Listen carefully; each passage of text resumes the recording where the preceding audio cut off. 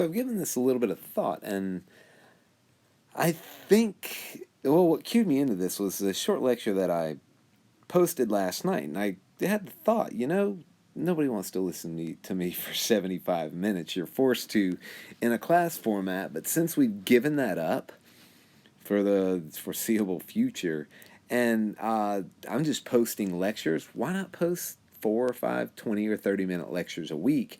That way you can absorb this, and it'll facilitate my little quizzes that are replacing the exam as well. So we'll still meet on Tuesday and Thursday. I just am gonna do the content in smaller bits, which works better for me, may work better for you. We can discuss it on Tuesday. But I put the cardiac action potential. Remember, this is a cardiomyocyte, or a cardiac muscle cell action potential here, and you have these numbers which are a little bit quirky, but you have 4, starts with 4, that goes to 0, 1, 2, 3, and then 4, which is really why 4 is last, but they just show it here because it leads up to the stimulus. And what happens here, sodium channels open, PNA up, means the permeability of sodium, or the permeability of the cell to sodium, increases. Then you have the permeability to sodium decreasing, and the permeability to potassium increasing. They don't put that there, but it does come up. Now at 2, permeability to potassium decreases transiently, while the permeability to calcium increases dramatically. That's what causes this plateau here, is calcium influx, while you also have potassium efflux. Now, the potassium permeability rebounds, all of those channels reopen, and you get an increase at stage 3 of potassium efflux, and the calcium channels close, and then you return to resting potential, which is about -90, which, remember, is the resting potential of these potassium cells. So they're just happy where they are until you get another action potential.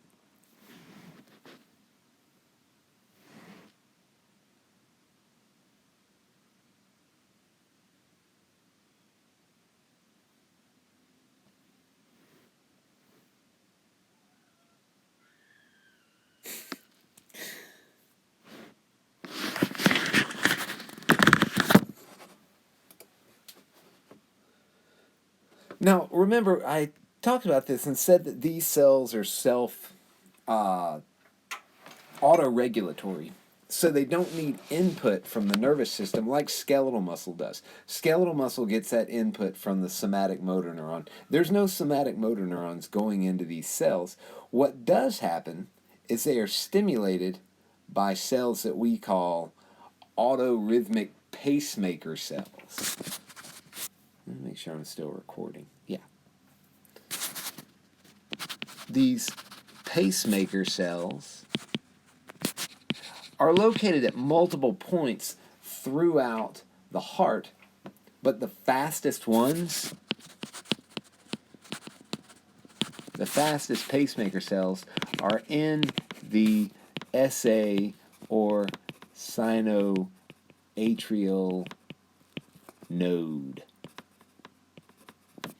So the SA node possesses the cells that are the fastest at doing what I'm getting ready to describe. And these are kind of really quirky cells. They're pretty funny. And they work on current. So if you remember, when was this? When we were talking about action potential, voltage equals current times resistance. This was our little physics equation, and that's as deep as I'm going to delve into physics, but we abbreviated this V equals I times R.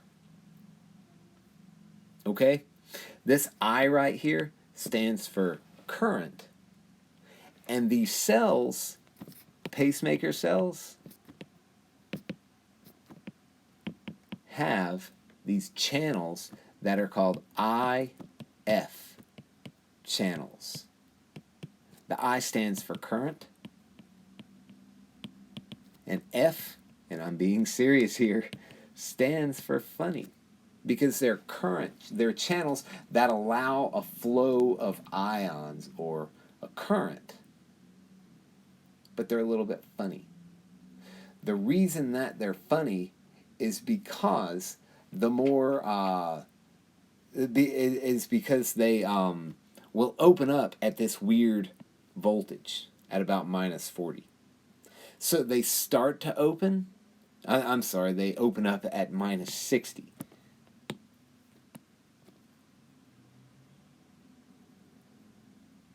That wouldn't be too funny if they opened up at minus 40. But they open up at minus 60, and then they close with depolarization. That's the funny thing. Most ion channels, we think about, you reach threshold, a depolarization, and they open. These guys are funny, and when the first person saw this, I assume they just said, wow, that channel just closed when it depolarized, when the cell depolarized. That's funny. So, they're IF channels. Okay? Now let's talk about what actually happens in this cell.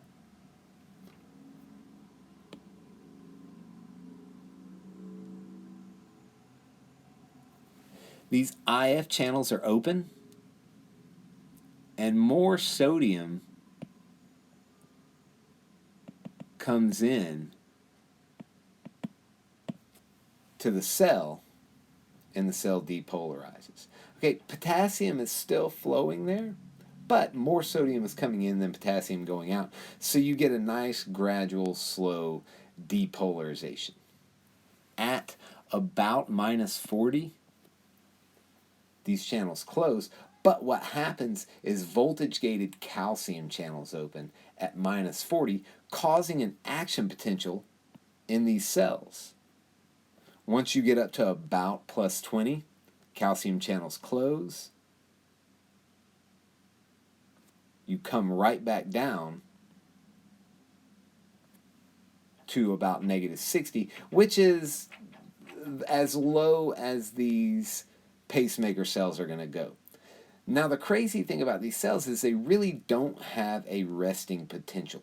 There's always some ion flux going on. So as soon as they get back down to negative 60, because of calcium efflux,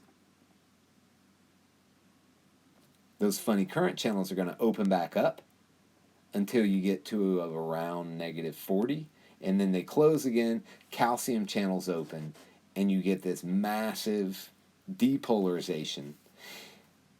And if you remember, the heart is composed of cardiac myocytes that are all connected together, as well as an electrical wiring system.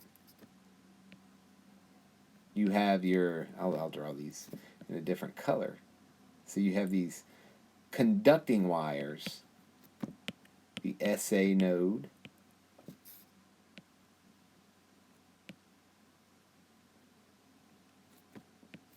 the AV or atrioventricular node. This is the internodal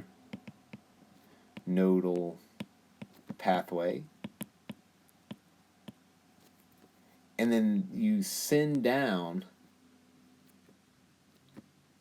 this bundle of wires called the bundle of His. And the bundle of His reaches the apex of the heart, which is what we call the bottom of the heart, which is kind of crazy, and sends back up these conductive fibers all the way up the ventricles. And these are called Purkinje fibers.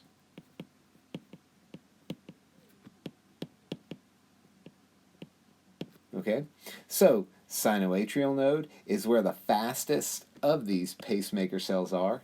The atrioventricular node, you also have pacemaker cells, but they're going a bit slower.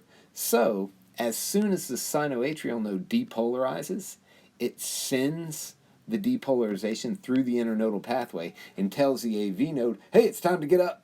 So the AV node goes ahead and fires down the bundle of His, which has autoregulatory cells in it, but they're a bit slower. The Purkinje fibers then have autoregulatory cells in them, but they're a bit slower more. So all the way as you go through this pathway, the SA node is waking everybody up instantaneously as soon as it hits this action potential right here that starts at about minus 40 when the calcium channel's open. Okay, so once again, this depolarization is caused by calcium, not by sodium.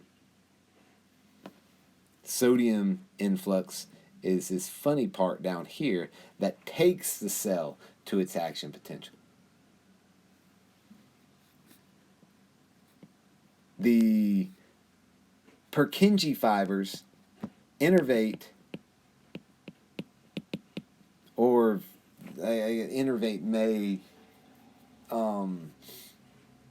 imply nervous tissue. This isn't nervous tissue. These are derived cardiomyocytes that are all pacemaker cells, but they innervate all of the ventricular cardiac muscle cells, or as I was saying a minute ago, cardiomyocytes.